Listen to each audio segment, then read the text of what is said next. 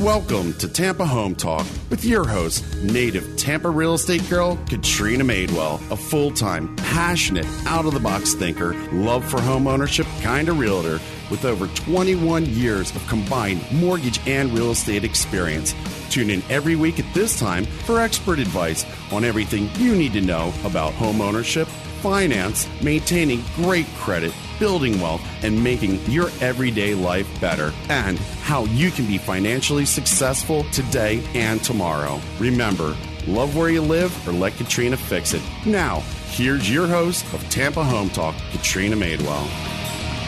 Good afternoon. Thank you so much for joining us this afternoon for Tampa Home Talk. I'm your host, Katrina Madewell, and you're listening to the Real Estate Radio Network.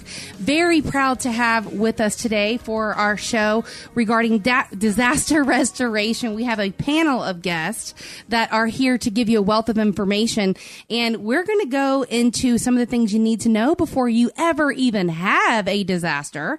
And we are also going to talk about what's next if you actually have to encounter one. So, very proud to have Doug Bartholomew with Sierra Construction, Paula Blanda with West Coast Insurance, and Fabian Excell with 911 Restoration. Yeah. Thank you so much, my wonderful panel, for joining me today. I'm happy to have you. Same here. Are you excited to be here? Very much so. Are you ready to have fun? Oh, yeah. Oh, yeah. Oh, yeah. So we're going to have a blast like we do on most of our shows here on Tampa Home Talk, but we're also going to bring you a lot of really great information. I always like to ask my guests what are their top 5 questions that they get. And then especially in a business like yours, Doug and Fabian, where you guys have the aftermath and people are coming in and then it's kind of too late to fix the insurance stuff. Right, Paula? Yes, exactly right, Katrina. So I think with that being said, I would love to start with you and just talk about, what are some of the things that people should be looking for? And, I'm just going to chime through some of the top 5 questions you guys get. And then if you could come back to what are the things you should be looking for in your insurance policy before you ever have to actually make a claim or meet with you guys. And so I know some of the questions, Doug, you said you get in advances. Is it covered? How much is it going to cost? How long is it going to take? Right? Very common from all the homeowners because this is, a sudden unforeseen circumstance that they're not prepared for, and they have a lot of questions wanting that information. And we're going to dive into each one of those questions and then some in detail. But Paula, if I could take the person listening back to the insurance stuff. Sure. Because really, as well as I do, that's where it starts, right? If you don't have the proper insurance, it's a mess for you guys to clean up. Exactly. And it's funny that Doug and I were comparing notes and we found we both experienced the same questions from our clients. First of all, they call me right away when they've had a claim. Oh my God, am I covered? What's my deductible? Oh my God, can I repair this myself? We get a lot of the same questions. So what we like to advise our clients is with us or any of your agents, please review your policy and understand your coverages and deductibles. So often you don't want to find out you've got a very high deductible after you've had that pipe burst. So I'm going to take this down a notch like I do for every single one of my shows and just kind of bring it down to as lay term as possible. You got it. And relate it to something that people can actually relate to. Sure. So let's go with your same example. I am going to give you a good example. I had clients in a very upscale home. They called because they had noticed some moisture in their kitchen. Well, here they moved the refrigerator and it was the line to their ice maker that was starting to drip, and they had noticed a little bit of black stuff back behind the refrigerator. Well, they didn't really think much of it. They waited a couple of weeks to call, and then when they called, they weren't really sure, gosh, is this covered? What is this? They just weren't really too concerned about it. They didn't try to help mitigate or stop any more moisture from coming in. That's a fancy insurance term, mitigate. That just means, gosh, stop that water from coming in, or gosh, if you guys do get your roof blown off, please put a tarp on it. Try to keep the claim confined as much as you can. But they had kind of waited, and then they said, well, we'll just wait till we hear from the adjuster and they come out and this and that. Well, finally, they waited weeks and weeks and weeks while they get out there. They had a huge mold problem. This leak had been going on for quite some time. Because by the time you actually see it, yes, it's usually been there for a while. Yes, exactly. Well, ended up we had to do a whole new kitchen for these folks. But we thought, gosh, had they maybe acted a little bit quicker, it might have helped them curtail this a little bit. So how is that like from the insurance side of things? Like how does I know the insurance company obviously wants you to keep their losses at a minimum. Yes, they do. And that's a question I think that all of us get here with Doug and Fabian and myself, of course. They say, gosh, what do we need to do? They say, try to just stop what you can. If you can turn off that water source, if you can plug it up, you can take photos, you can get tarps, you can buy supplies. You will ultimately be reimbursed for that stuff as well. But we do want folks to kind of get in there and try to do what they can as soon as possible. So let's say that I'm looking at my homeowner's insurance policy. Yes. What type of things should I be looking for specifically, exactly, and where on the policy should I find it? Sure. Well, in Florida, we do have 2 deductibles, kind of special for our state. Most other states don't have this as of yet. One deductible is for all other perils, and you have another second deductible that's just for... just chime in, elaborate on that a little bit. I will. Okay. I will. All other perils is any other peril that the policy will cover that's not wind-related, because we all have separate wind deductibles or a hurricane deductible. So all other peril deductible will cover if you have your pipe break, generally your house broken into, things such as that, any other peril, fire, smoke damage. So it's the AOP, they call it, all other peril deductible. You can have deductibles, and of course, this is the money you pay out of pocket first before your company will come in and kick in. It's your out-of-pocket expense. They hover around $500, $1,000, $2,000, $2,500, even up to $5,000. And of course, on insurance, the higher your deductible, the lower your premium is. So the trend that we see here in Florida is that a lot of folks are getting higher and higher deductibles. So that's one thing that we want everybody to look at on their policy. Know and understand your deductible.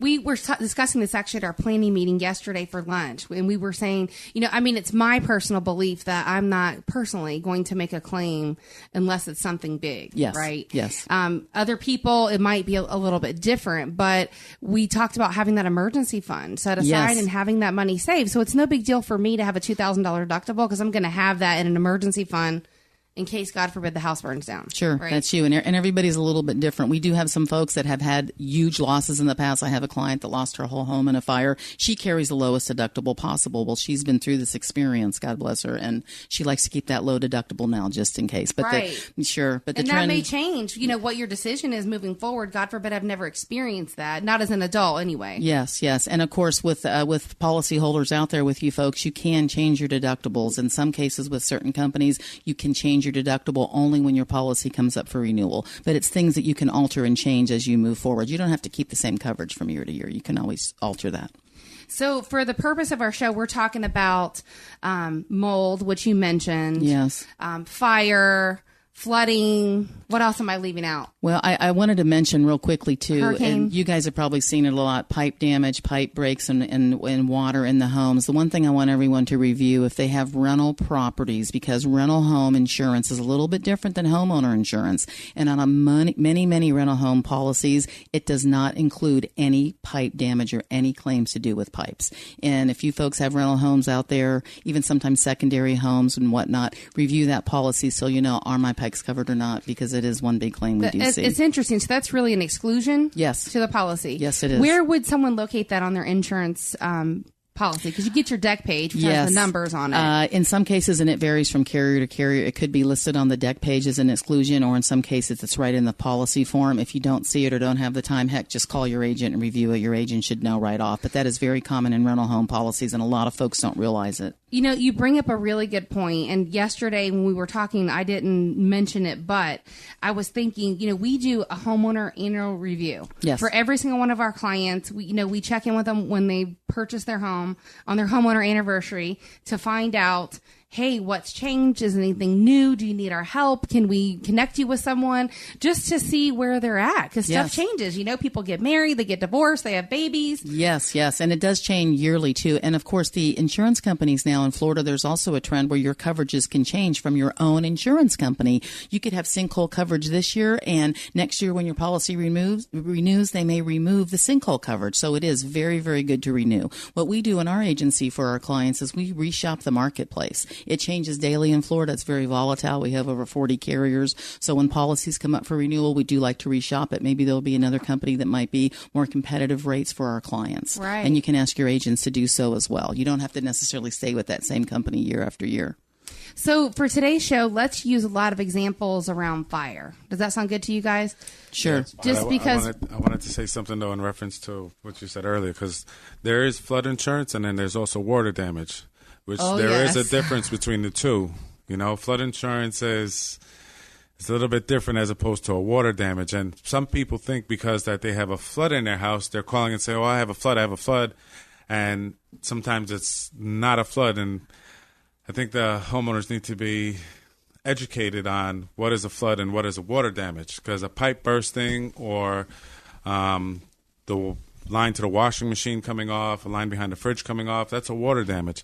Flooding is... Paula, am I correct in saying rising water is the difference? You are. between That's flood? exactly it. Flood policies, rising waters. If Katrina comes into town, Katrina... I know. Everybody can spell my name. They can say it. I get it. I heard all the jokes. I'm good with it. But if the big one comes and we have 3 feet of water, rising tidal waters, or if you live in some of those older neighborhoods where the streets might, even today in a summer storm, some of the streets flood up. If that comes into your house, that is considered a flood for insurance purposes.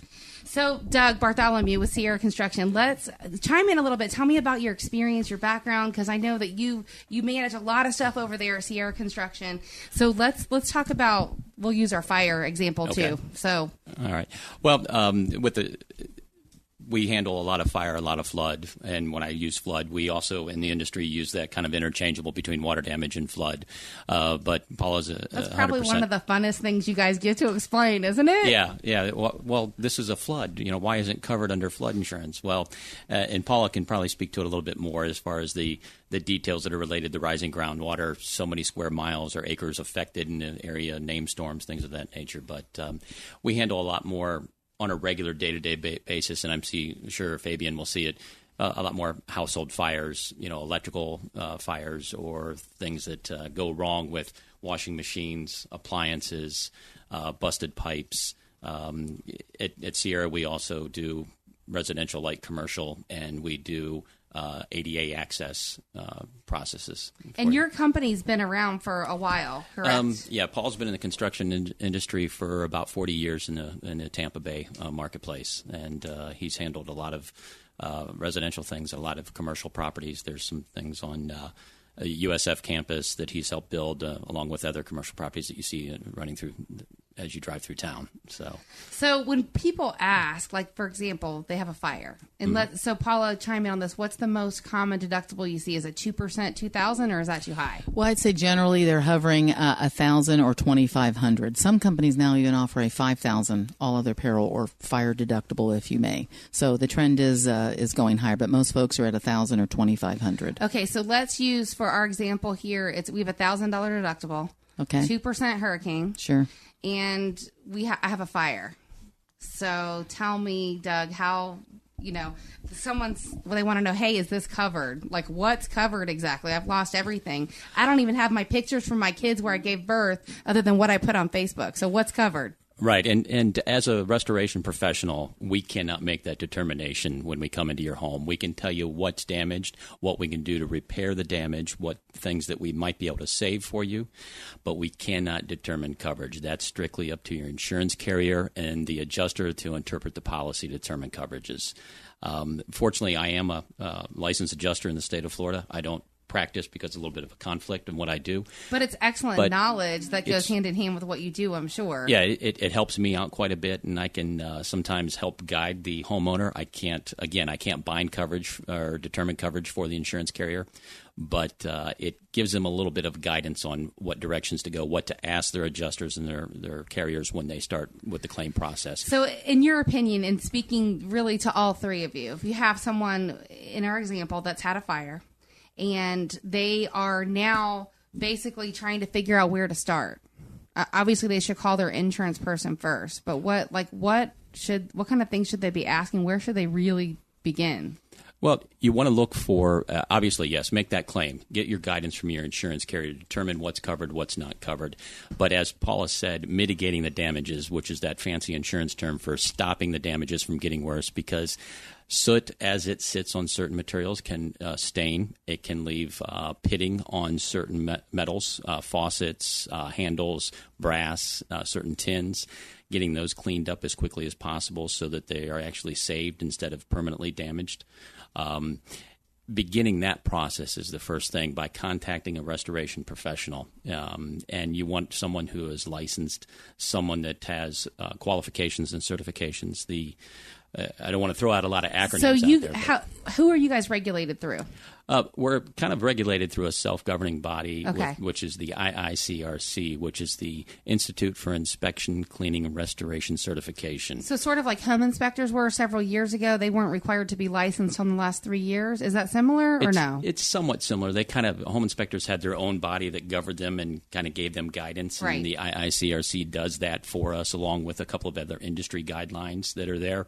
But when you're looking at mold specifically, there are state laws that are required for mold licensing for assessors, which are the people that come out and determine what the mold is and what needs to take place. So I imagine when it comes to restoration companies, one size doesn't fit all. We're not all created equal, and we have to take a quick break, and when we get back, we are going to dive into those details. Back in just a minute.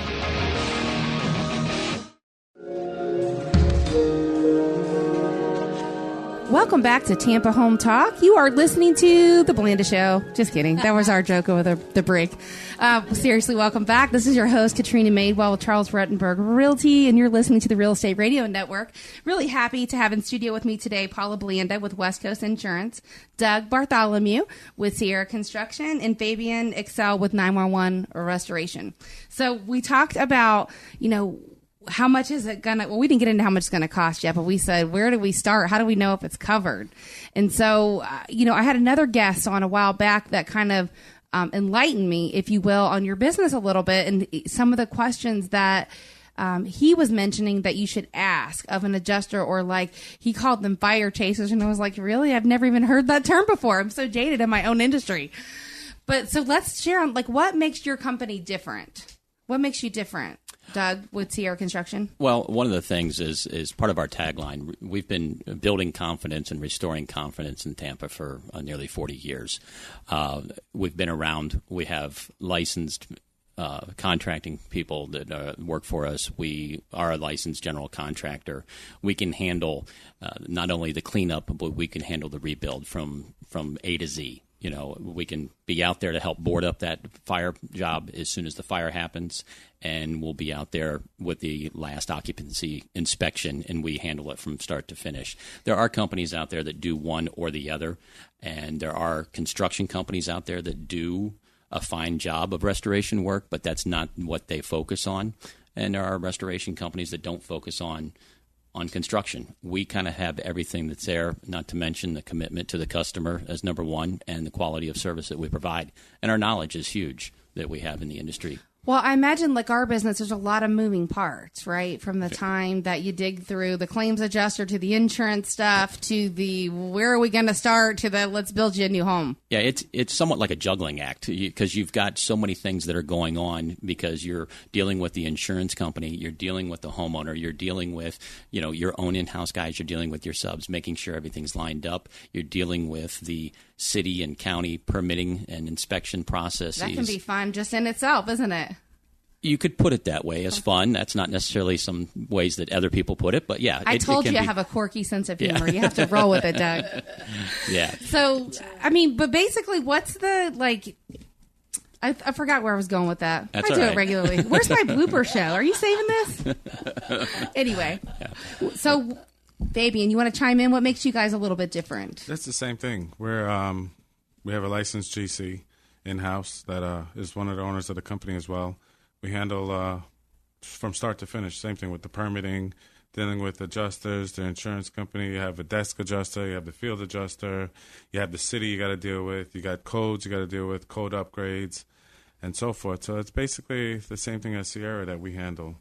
No, you guys didn't you tell me that you started in South Florida, or you do a lot of stuff in South Florida? Yeah, I started originally in South Florida, and now I'm here in Tampa. And they've had their share, right, with Hurricane Andrew and a lot of that and type not even of stuff. Hurricane Andrew. I mean, I've also been to the Pentagon after 9/11 there doing the cleanup with another company when I was with Service Master. So the experience is it's very large, and South Florida is a little bit different from Tampa as well, but it's coming along. Definitely, we're not quite the city that Miami is yet, but. Can I bring up a note, especially with our experts here? Absolutely. Your insurance carriers want you to hire experts. To be quite honest, if you have a fire and your kitchen is burnt down, they don't want you to hire your brother-in-law to come in and do repair work when he's not licensed or experienced.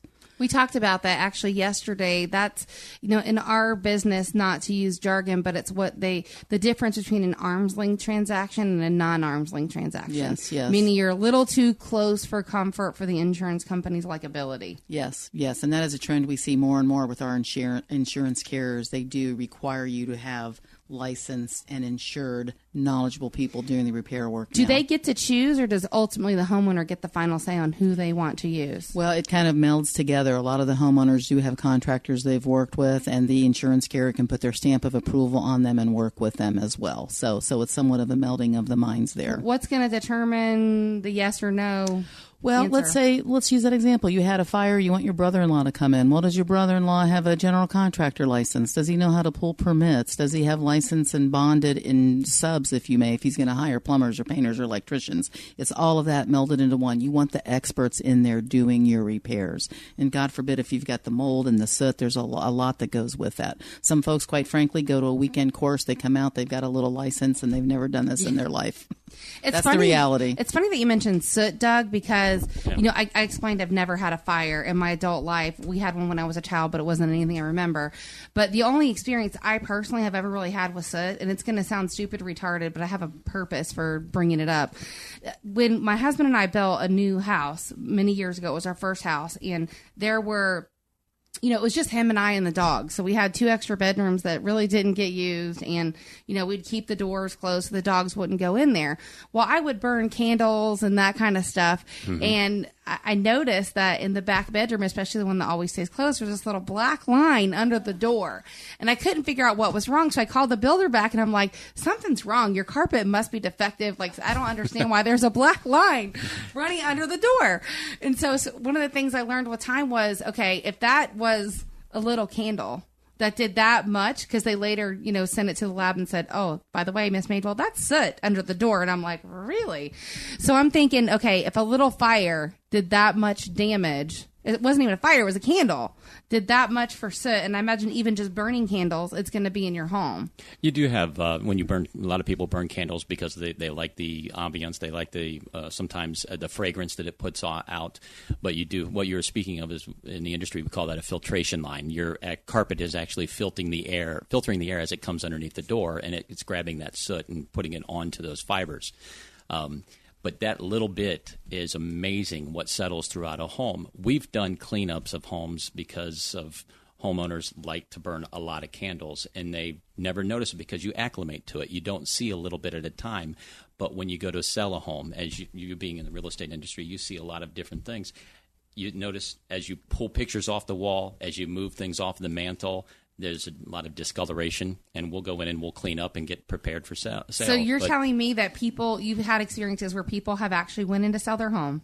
Mm-hmm. They started taking their personal pictures off the wall like we tell them to do, and all of those things, and they notice literally like a black line around the picture. There's a differentiation that's there because what's behind that picture, that wall wasn't actually touched by the soot, so it's still that white or whatever color the paint was versus everything else has got a strange tint. We find that a lot, more so in people that smoke inside their house, that it's the yellow tar tint that's throughout. But I have seen those homes. Is that covered under insurance, Paula? I have to ask that question. I've seen that. I've been into homes where the people are older, and that's just the generation they lived in, but you walk in and you need a nebulizer when you leave. Because where they've taken the pictures off the wall, you can literally see the ring around the wall. Generally, no, it's not covered. It's somewhat of a maintenance issue, if you may. It wasn't caused by a specific peril, like a fire, if you may. So is the same thing with the soot and the burning candles? There. Yes. It's not necessarily a covered peril, but that was a great question. It's an interesting point because it's a little things that I think people never think of. I mean, if you smoke, you don't think about it. I don't smoke, so I see it. But if you don't burn candles, you might see that where someone else may not. Since that time, I obviously don't burn candles anymore because I didn't realize. Sure. But my point behind bringing that up is you have, a little candle or a couple candles or whatever it is, and then you magnetize that by what, 1,000 when you have a house fire? Easily 1,000, if not a much higher number than that. Because, one of the things that you see when you go in is soot is aerosolized. So anywhere the air is moving, that soot's going to travel to. And it can be attracted to a colder surface. It can be attracted to the nail heads, the magnetic surfaces that there's, because the ionization process that happens when the fire changes. And I don't mean to get too far into detail. I love that, because you talk to somebody like me, I don't even understand what the chemical makeup of soot is. Really, I don't. It varies. You can give me a contract. I can dissect that. But when it comes to soot, I'm green. That's why y'all are here. Yeah.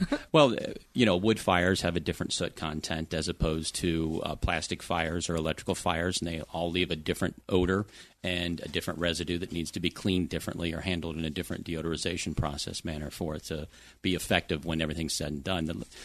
Our objective when we walk into that house fire or we walk into that flood is we want, when we're done, just like any other restoration contractor that's out there, the homeowner to walk back into their home and it looks like it did when they remember the house without that fire, without that flood. And 99% of the time, it looks better than it did the day before the fire. We could probably bring a therapist in for our panel, right, to talk about the aftermath of a flood. Yeah. So and you guys, Fabian, you and Doug could both chime in on this, because I know that when I met with you both, you told me one of the questions you always get, and even you hear that, Paula, is how long is this going to take? Yeah, always. That's one of the first questions, especially if it's badly damaged. And there's really as much as we try to answer that question for them, let them know, I know the dry out is going to take between 3 and 5 days, but getting their house back in order, it's really not determined up to us. It's based on their adjuster and how quick things get processed so we can get in there and do what needs to be done. So for the person listening that has no idea, and obviously if you guys are faced with a storm or something like that, that's going to multiply the number of claims, multiply the number of work, it's going to obviously add to the time that it takes. But in a normal situation where someone's had a house fire, and I know it probably depends on the size of the home and the extent of the damage and all of that stuff, but can you walk someone through that would be listening what the timeline would look like, specifically with the stuff you mentioned, like if you have water or whatever, you got to dry it out? On a flood, it's one thing. On a fire, it takes a little bit longer, because even to get started on a fire, we can start emergency services and so forth, but we have to wait for the inspection from the county. They want to see what caused the fire and so forth, and that kind of slows down the process of getting in and out as fast as we would like to. Now, once we get in there and we have, the right paperwork signed and we're ready to start, our goal is to get in and out as quick as possible. Usually sometimes it takes 3 weeks, sometimes it takes 3 months, believe it or not. It all depends on what the situation is and what was the cause. Now, for the counties, they are rightfully so looking for that, and I'm sure you guys can chime on this too. But I have experienced recently some of the certain electrical boxes, and I think one of them is Sierra Pacific. Is that right, or Standard Pacific? That's one on the hazard list. You can probably chime in a lot better than I can, Paula, on that. But they are like homeowners insurance companies won't even give you insurance if you have those boxes. Sure. Yes. If I could speak on that for a moment, for a lot of the older homes, they have to pass a 4-point insurance inspection to qualify to purchase a new homeowner policy. Part of that 4-point inspection is the roof, heating and air conditioning, plumbing, and then your electrical. For example, if some older houses still may have a fuse box and not a breaker box, they might not be able to find an insurance policy depending on where they're located and depending on the carriers available. We used to joke about the knob and tube, but I really don't think there's any insurance company that will really insure that anymore. True. And there are some breaker boxes that the insurance carriers do not like because they have been known to be faulty. You know which ones they are? Because I know there's some that had, multiple house fires, bankruptcies, companies out of business. So now that's why the insurance carriers won't write for them. But do you know who they are? There are several, and I don't want to misspeak because I'm not sure of the exact brands, but we could get that out to the listeners if need be and put it on the site so they could even check their own box at the house. We'll have Paula Blanda with West Coast Insurance give us that information, and we will post it on our website at TampaHometalk.com. And we're also on Facebook and Twitter, so we'll make sure we get that information. Well, what I wanted to mention is you guys were speaking about the length of time to repair after a fire. Most folks might not realize, but on a typical homeowner policy, there's loss of use coverage. It's called loss of use. use. If you do lose the use of your home for a claim, let's say you do have a fire, you can get reimbursed if you need to go stay in a motel or buy meals or buy clothes or what have you. Most of it, with most carriers, is capped at 10 or 20% of the value of your dwelling, so everybody will have different coverages, but it is called loss of use, and it's a great coverage to have on there if you are displaced. So the loss of use, like how much is that going to cover, and does it matter if they stay with a family member, or if they have to stay in a hotel? Like, it's probably just a fractional percentage. It is a percentage. Let's say hypothetically, if you had coverage on your house for $100,000, and on your particular policy, they might give you 10% of that towards your loss of use. So you may have up to $10,000 to reimburse you for your loss of use. And it is for living expenses, clothing, the food, clothing, shelter, basically, if you may. And sometimes you can't stay with your family members and still get reimbursement because you are incurring a lot of. Yeah. I mean, their bills are going up. Yes, because you're staying with them. Not in the house. So it's called loss of use. And I think, Doug, did you have something? I think he's going to chime in. There was one thing I wanted to chime in, not necessarily about the loss of use, but another section, Paula, that I'd like you to touch upon, if you can, from the what's called law and ordinance, because Fabian was talking about, and you were questioning about the length of time it takes, and there are a lot of different things that go into that. What type of building, what type of structure, how badly was it damaged? Do you have to, because of the safety of the structure, have to have an engineer come in and reevaluate and engineer the trusses, the walls, anything else? But you are on track, and that is the perfect time for me to take a break so that our listeners will come right back to Tampa Home Talk. And my producer is giving me a signal. We're going to be back in just a minute with Doug Bartholomew to finish answering that question. Back in a minute.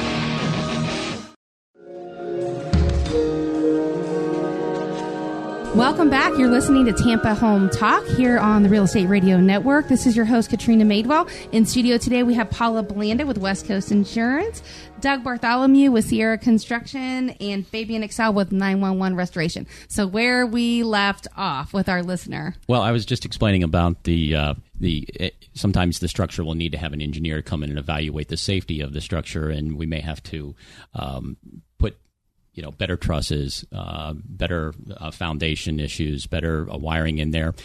There is a section in a lot of the policies that's called law and ordinance, and that is when the structure is being affected and you're doing some remodeling or renovation according to the ordinance, you have to bring certain parts of that structure that you're impacting up to current code standards. And that is an option that's usually on most policies. And I want to ask Paula to go into that a little bit about that, because excellent point. It does affect the timing of the repair. It does affect the cost of the repair. And the ordinances are there for what a lot of people think to help the municipalities generate money, but it's really for the safety of the people in the structure. And they're for the homeowner protection. I mean, we had the chief building official and the property appraiser on our show before in the past, and they chimed in on that. And a lot of the things that you had to have a permit for, I was just shocked. But as you said, Doug, they do that for the health, the safety, and the well-being of not only yourself, but your neighbors around you, right? Correct. If your roof is not strapped on properly and we get a storm, it can fly off and break your neighbor's windows. I mean, exactly. And a lot of contractors, we face it every day when we're pulling permits or having inspections, and it becomes frustrating because of the changes. But we also have to realize it's there for the safety of the community. So, but if Paula could talk about it. And from our point, when you guys go to resell that property, you're likely going to be required to get a 4-point insurance inspection. And at that point, they're going to be looking, if you have a new roof, they want to see the permit. So don't try to take corners, cut corners and stuff, because they're going to make you go in and get after the fact permits, and it's going to cost you more money later. Which is something that refers back to talking about hiring a licensed contractor instead of your brother-in-law or your cousin to come in and do the handyman repair. They can pull the permits. We know what we're looking for. We know what inspections need to take place.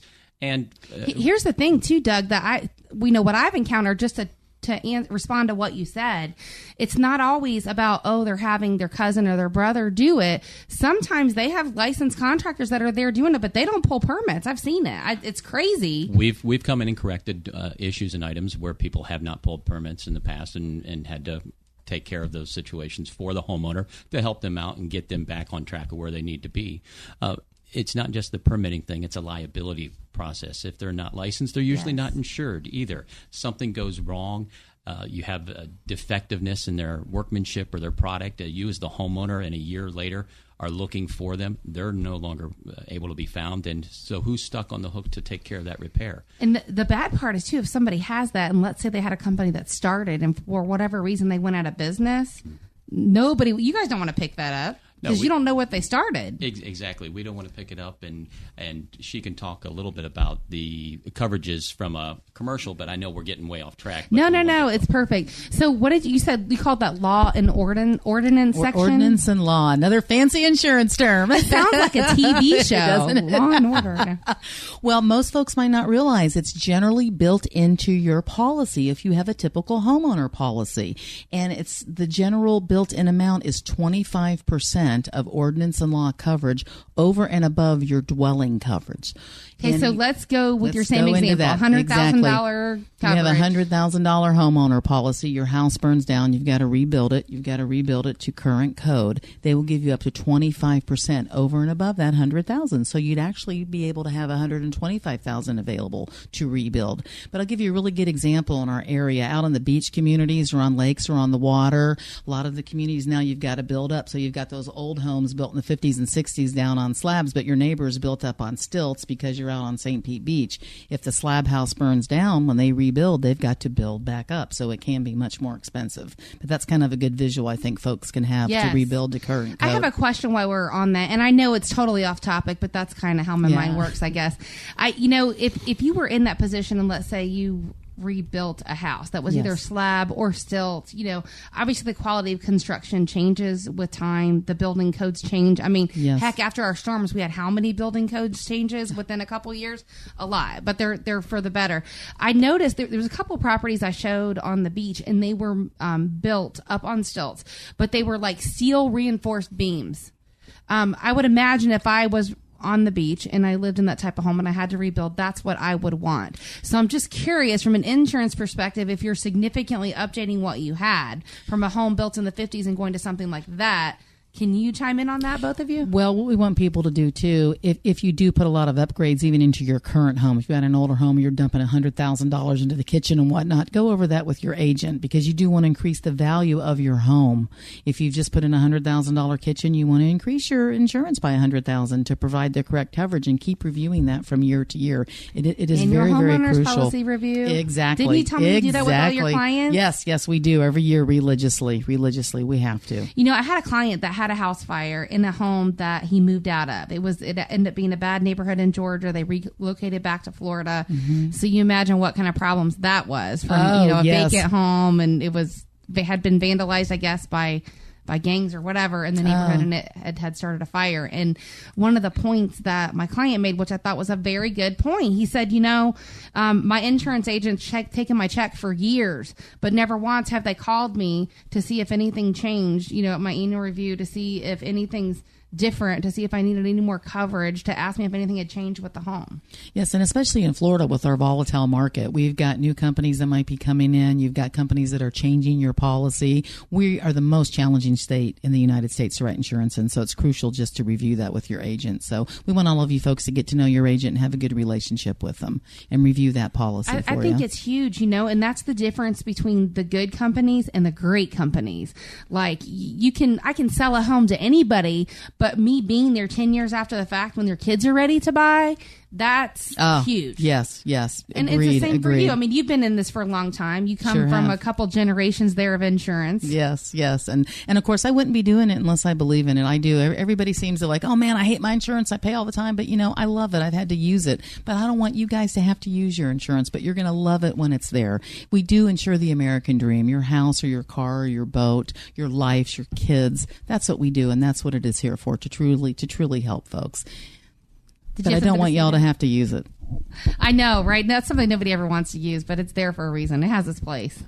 Yeah, that's just something. I've known Paula for a few years, and I know she provides that genuine customer service, which, in today's society, we've gotten away from that in our business acumen. We've gotten to the digital age. Everything's done online. You can order your health insurance. You can order your car insurance. Everything's online. You pay your bills online. You don't interact with your agent. Heck, some people don't even have agents of record, so to speak. But you're right. Having that personal I got a mailer for Esurance, and I ripped it up and threw it away. Right. I did. You go to get a question answered on your policy, or you have an incident like this happen with a fire or with a water damage or with mold or storm.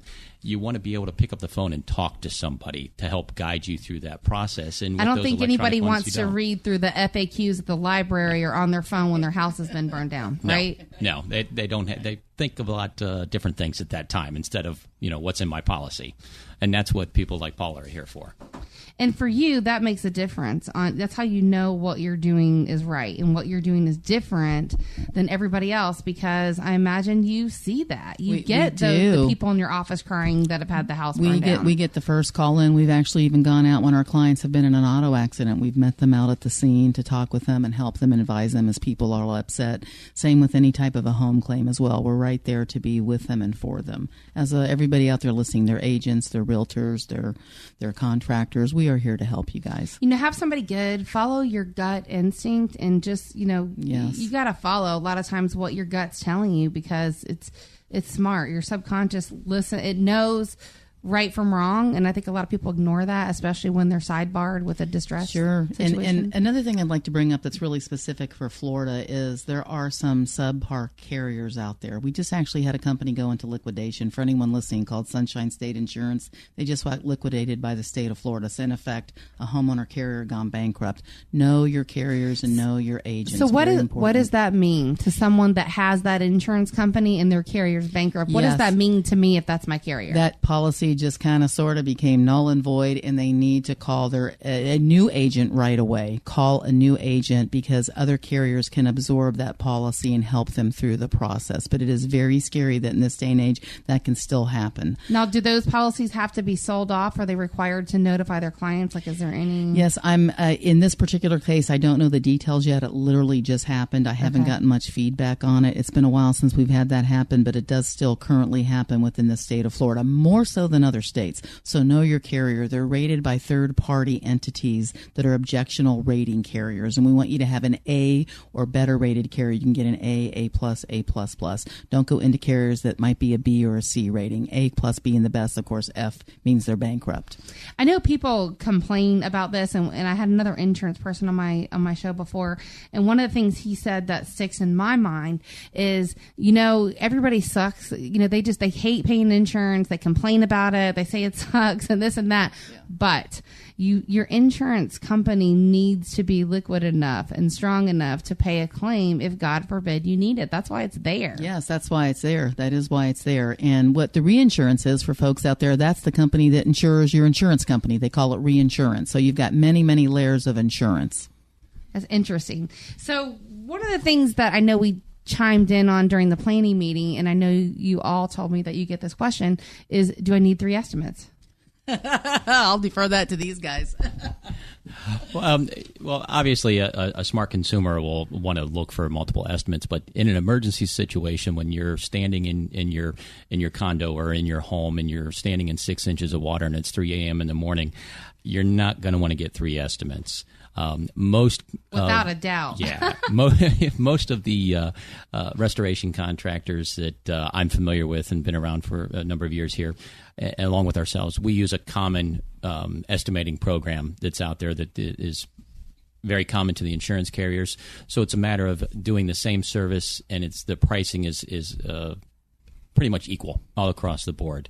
You want to use somebody that follows those insurance industry guidelines to do that, instead of a fly-by-night company that's going to come in. And, I've seen it many times. I've been asked by a lot of adjusters in the past to do what's called a peer review, look over another company's bill for the services that are provided, and you get people out there that will charge, for something that may be $2,000 or $3,000 worth of services. They have a $12,000 or $15,000 bill because they're not insurance restoration professionals.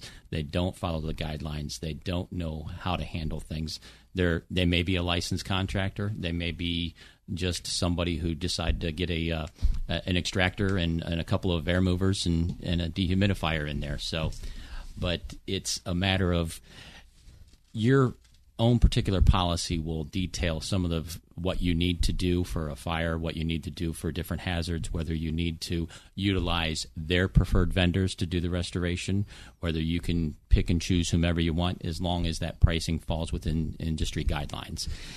My suggestion, and I think this is true for every industry, including my own, I recommend that you interview 3 different people. And then from there, you need to pick the one that's best for you. But my suggestion would be make sure you're comparing apples to apples. Yes. Right? And if you don't explain it, if you don't understand it, make the person on the other end explain it to you. What I find the most is when I go out to meet with a homeowner that's had a fire, that's had a mold problem, I try to educate them as much as possible, sometimes to a fault, to the point where it's sort of like drinking from a fire hose. You get more on you than you do in you, as they say.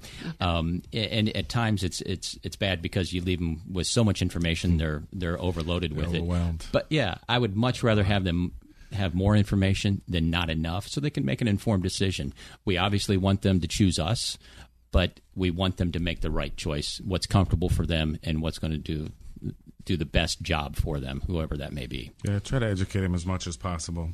Watch out for the fire chasers. Yeah, there's a lot of times where sometimes we educate them too much, and then we kind of, shoot ourselves in the foot, But at the same time, like what Doug is saying, at the same time, I like to give my customers everything up front so they know the do's and the don'ts and so forth, Well, at the end of the day, you've done your job. Right. If you give them all the information they need, it's their decision to make. Yeah, right. Pretty much. And like Fabian said, sometimes you shoot yourself in the foot. You give them all the information up front. You let them know in advance. Because there are a number, and he can chime in on this. I'm sure he's seen it the number of years he's had in the industry too, where you're out there and you're giving a bid on a fire job, and there are 3 other bids on that fire job, and yours is probably maybe the most expensive out of all 3. But we try to include as much based upon our experience of what we're going to see as it unfolds, because we know what we're going to encounter based upon the number of years that we've been doing this, where some other people may be coming in, they don't include all the services, which doesn't include all the price. They come in as a low price, and then after the fact, they do. Doug Baby, the old saying, if it sounds too good to be true, it probably is. Right. Last thing I want to touch on, because we're almost out of time, is with regards to self-insurance. Remember, we talked about I paid cash for my house and I want to get insurance. What type of insurance should you have, even if you don't want to get a home? Well, we do hear this a lot, and if people do want to self-insure their building, there is a liability-only product that they can purchase. In other words, they could maybe rebuild their house if it burns down, but gosh, if a child wanders onto your property, swings on the tree, falls and gets hurt, you can buy a liability-only policy. They're very inexpensive, and we do like to share that with folks that are self-insuring. So. And there's different things that probably up the ante, right? Like if you have a pool, if you're on the water. Yes, exactly. And you can get these policies generally starting at $500,000 in coverage, $1 million, $2 million, $5 million, but it's called a liability only. And of course, with most homeowners, you do have liability included in your package as well. Ballpark range for what? $300,000. For liability only. Yeah, an annual premium. Let's say if you do $1 million, generally $300 to $500 a year. So it's pretty affordable. It's pretty affordable. Not worth the risk, in my opinion, to not have it. You're listening to Tampa Home Talk. This is your host, Katrina Madewell. Thank you so much for chiming in today with us. You can catch us here on 1340, 1350, and 1400 every Thursday and Saturday at 5 p.m. and also across the web at TampaHomeTalk.com, Facebook and Twitter, Tampa Home Talk. If you missed any part of today's show, you can catch it in its entirety via a podcast. Thank you so much for listening in today. Remember, love where you live or we're going to fix it. We're out.